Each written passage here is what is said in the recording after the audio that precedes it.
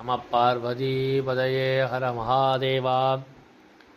இன்னைக்கு 5 நவம்பர் 5ஆம் தேதி 2025 ஐப்பசி பௌர்ணமி. ரொம்ப விசேஷமானது பரமேஸ்வரனுக்கு. என்னன்னா அன்னாபிஷேகம் அப்படின்னு சொல்லக்கூடிய விசேஷம். அதாவது ஆடி மாதம் எல்லாருக்குமே தெரியும், ஆடி மாதம் நெல் விதைப்பா. அந்த நெல் விளைஞ்சி வந்து அறுவடை பண்ணி எடுக்கிறதுக்கு 4 மாதம் பிடிக்கும். ஐப்பசி மாதம் வந்துடும். ஐப்பசி மாதம் பௌர்ணமி அன்னைக்கு அன்னாபிஷேகம்.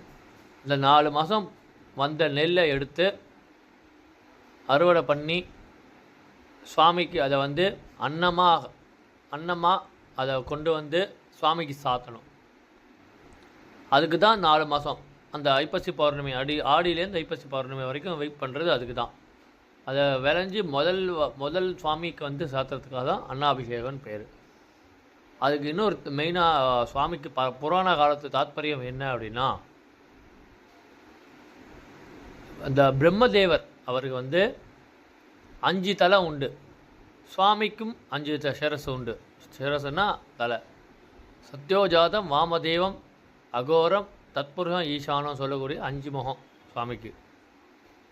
ஒரு தடவை பிரம்மதேவர் வந்து ஒன்றை மாதிரி பரமேஸ்வரனோட அகங்காரமாக பரமேஸ்வரனோட சண்டை போட்டார், வாதம் பண்ணார். ஒன்றை மாதிரி எனக்கும் 5 தலை உண்டு அப்படின்னு.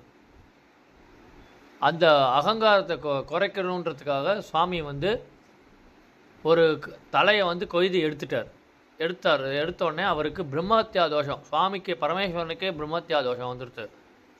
அந்த தோஷம் வந்த உடனே அந்த சுவாமிக்கு பிரம்மதேவரோட தலை வந்து சுவாமிக்கோட கையிலேயே ஒட்டின்றது திருவோடா வந்துடுச்சு.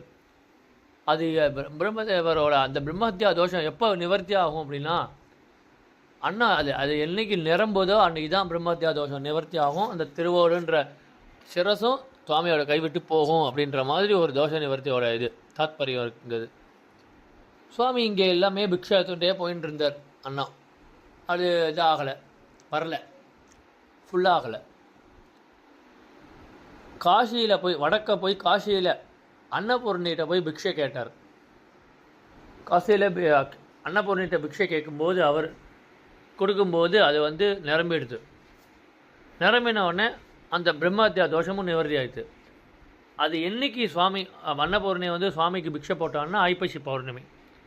அதை தான் ஐப்பசி பௌர்ணமி அன்னாபிஷேகம்னு சொல்லக்கூறோம்.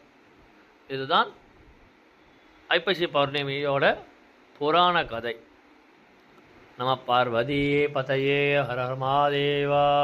நம பார்வதி பதையே ஹர மகாதேவா.